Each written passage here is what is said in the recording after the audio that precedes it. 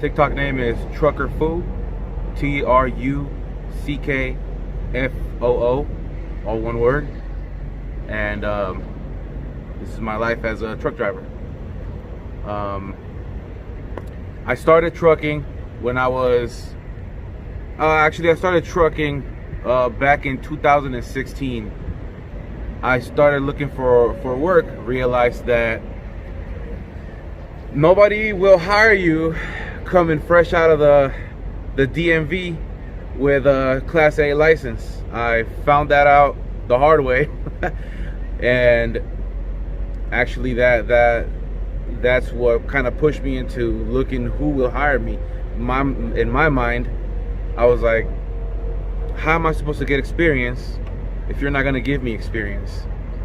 But I found out that the only place where you can actually get experience was going through these mega companies like Swift. I started in Swift, and we know the fame that Swift has. But good things came out of that. My wife actually got her CDL also.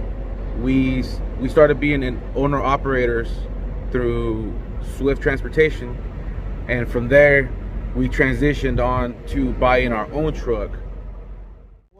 How'd you get into trucking, man? So I used to work in fabrication shops, and one day I was driving in the morning to the fabrication shop, listening to the radio. I heard them talking about getting your license in a school that was actually really close to where I used to work, and they actually had a discount. They were promoting a discount on the radio. So I got fired from that job. I actually remembered that ad, and I went to the school, and I pretty much just want to go get my license because just randomly, pretty much. I mean, I never really planned on getting a Class A. So, and even less to go trucking nationwide or on the road, over the road, OTR. That was something that came a little bit after. Yeah. Well, like, what's your experience on driving over the road? As far as, like, have you driven just hybrid, drive-in, reefer, flatbed? Have you done a variety, or are you kind of sticking with drive-in for a while? Well, actually, I've driven flatbed, reefer, and drive-in. That's pretty much the only three things that I've done. But I don't really do flatbed or reefer. Flatbed is just a lot of work for me. I might get a little hate on that because I know how the flatbed truckers feel. Yeah.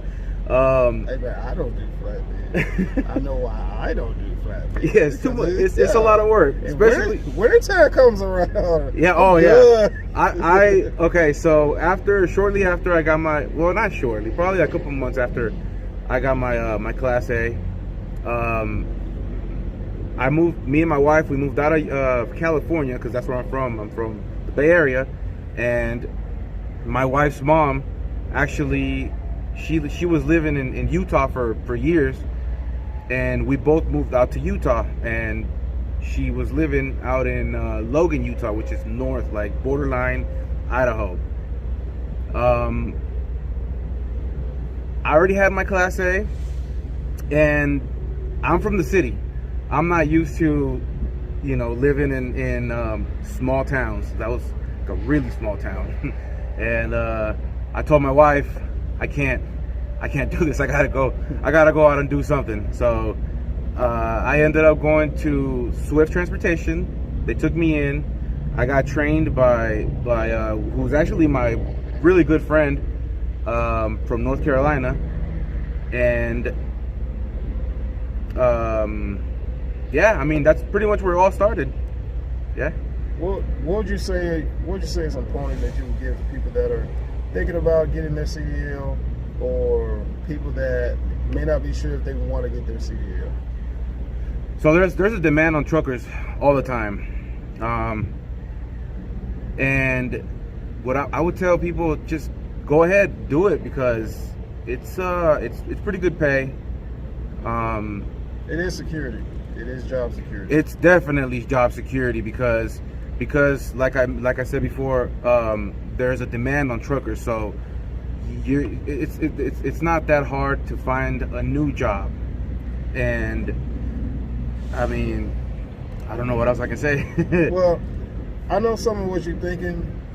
Instead of it being the other way around, you've been driving I've been driving since 16, so that's just about 6 years. Okay, so you got over 5. All right.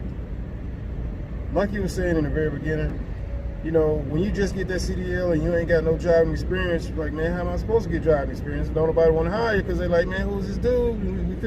We can put you in our truck.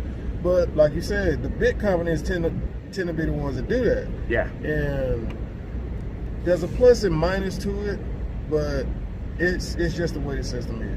You know, unless you know somebody that has their own truck, and you know they'll let you drive. I got a homeboy, and he was like, yeah, man, we want to get his CDL. He went and got his permit. And I was like, okay. And I was like, yeah, man. And I thought about it, like, hey, wait a minute. I got an 18 speed. You don't need to be messing around with that. You need like a 10 speed. You can learn to drive. I don't want my truck to work. And plus, I got to use my truck to make money. So True. I have to get another truck, like a beater truck. You figure it out. You figure it out. I'll tie that sucker up. Yeah. But going back to what you were saying, trucking has a security in it. Trucking has a longevity in it, and there's always going to be stuff that's going to need to be moved. There's always going to be freight of some kind. That's flatbed, something, whatever. Dry van, reefer, heavy haul, RGN, hauling sand and pneumatics in the oil field, hauling oil field equipment. So there's so much variety. And back to what you were saying, like when you were in the fabrication shop, you know, you would apply for the job. Man, I hope I get the job. If I get the job, 5 years plus experience, there's no more. I hope I go over here. I hope they pick my. You already know who's gonna hire you. Yeah. All you gotta do is look at it. Oh, you're looking for 2 years. I already got that. You already got that. Okay, they're paying this, but they're not. I think they're paying. Yeah, that's what I'm looking for. So, that feels good, man. Something you gotta know is that it's your license and you control that. You cannot let anybody control your own license. Pretty much, you call the shots when you're carrying the CDL. Yeah. Yeah. But man, what's some advice you have for people that are thinking about becoming an owner operator? Learn how to back up. Learn how to back up, because it's easy to go straight, but the hardest things, like the biggest challenges that you have, is backing up into tight areas. I've been in some places that I go and look at, I'm like, I can't do this, and you get through it. At the end of the day, I've seen some drivers with that pull off some skills that I'm like, okay, that's something. But you know, that's one of the things. It just takes time. It takes time, and it takes time, pressure to make diamonds, bro. Consider yourself a diamond, bro. I mean, you're one in a few. Cubies and conies are all over the place. Diamonds are a different ball game. Yeah. Also, a trucker life is not for everybody. My friend, the guy my mentor, he actually trained a guy that I guess he got homesick, but he didn't get homesick because of wife or kids or any of that. He got homesick because I think he missed his a goat. He was homesick over a goat. I mean, it might seem funny to me. It may not seem funny to most of you watching the video, but I thought you were going somewhere else with it. But okay, all right. No, I mean, what I'm saying is that a lot of the times it's hard for truckers or people that are first-time truckers or people that just got their CDL.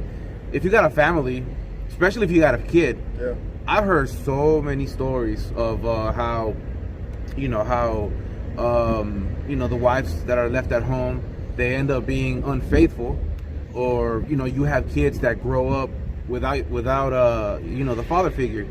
Not completely out of the picture, but you know, we spend sometimes a month, maybe sometimes more, you know, because we're out here chasing the money over the road, you know, on the other side of the country. Yeah. And you can't be home for all the stuff that you want yeah. to be home for all the time. It's really hard. It's really hard. Luckily for me, my wife actually got her CDL.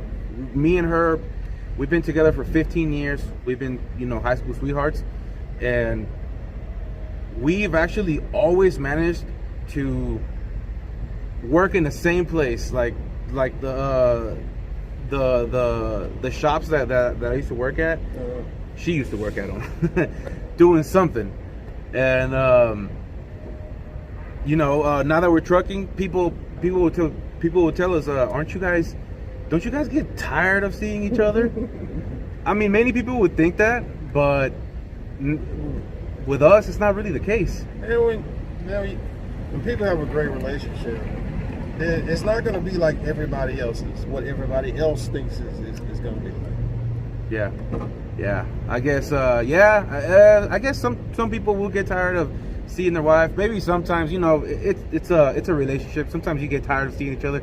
You know, if we get angry at each other for whatever reason, close the curtains, and that's pretty much it. You two separated each other, and don't look at me for the rest of the 10 hours. But man, it sounds like y'all got a winning formula. And hey, you know, this is OTR, this is OTR, this is over the road now. You know, it may be, you know, local. You know, if y'all want to stay around, you know, your state. You know, the area has a lot of stuff that they move around the area. Yeah. I don't know what the pay is, but you know, you may find some local, especially if you can get your own contracts in that area. I don't know if they make a lot of stuff out of there, but. To be honest, I just moved to Vegas. I'm not a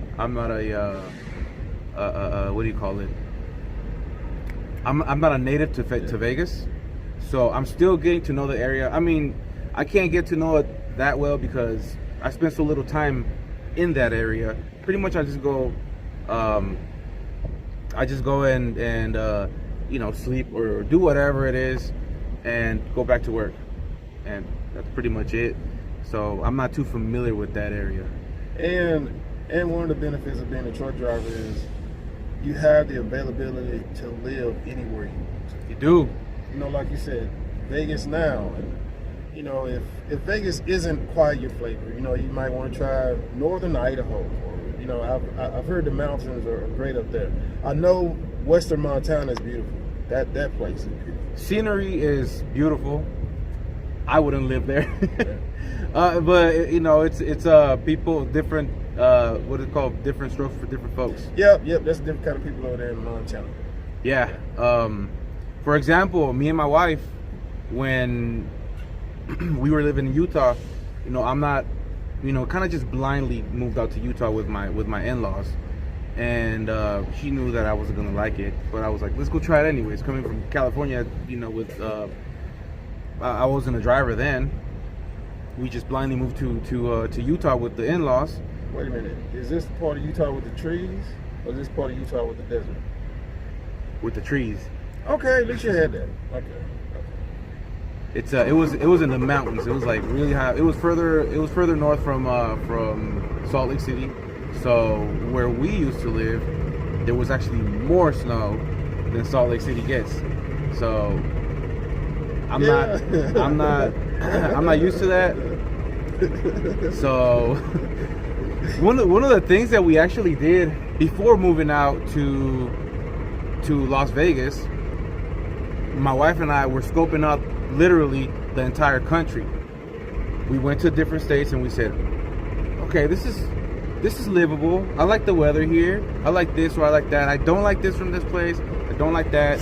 You know, we just scoped out the entire country literally before we settled in Vegas. Vegas ended up being the place that we fell in love with, I guess you could say.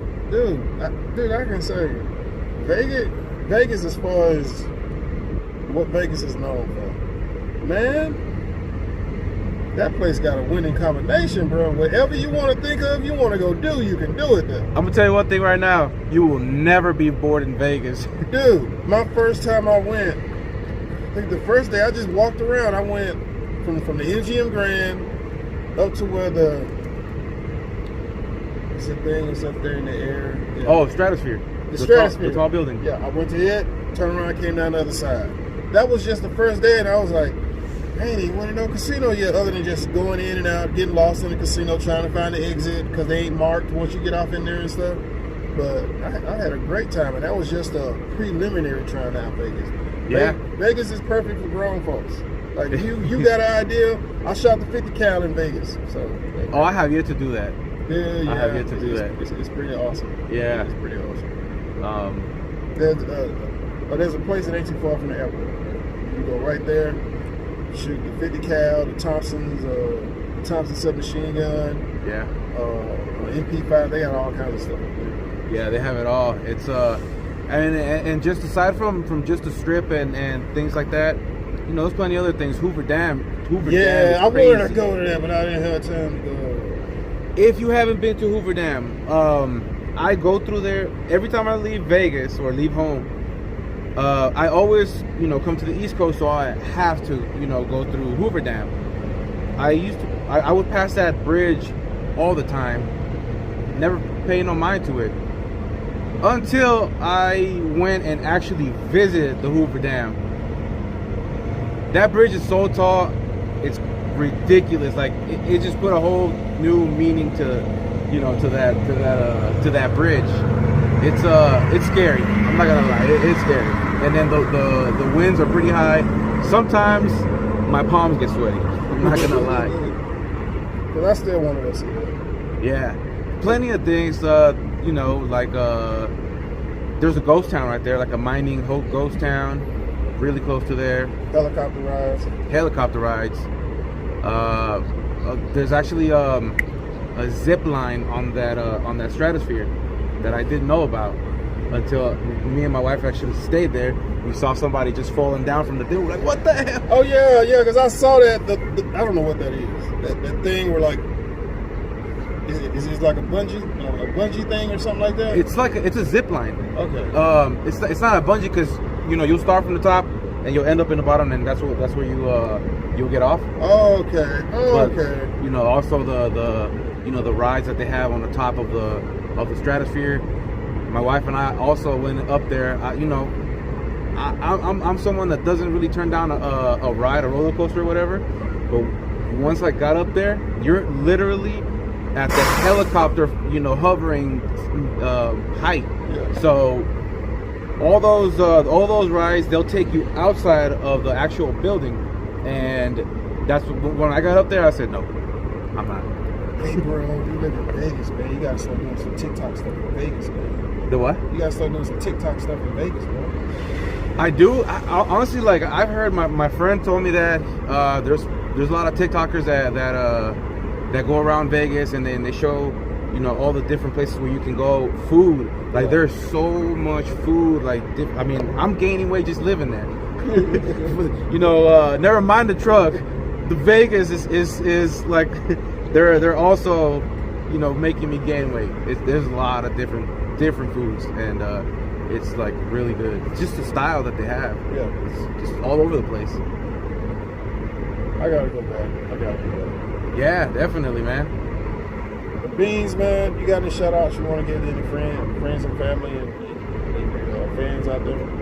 Yeah, shout out to my mentor JC and his brother Andres, my wife, and everybody watching the video.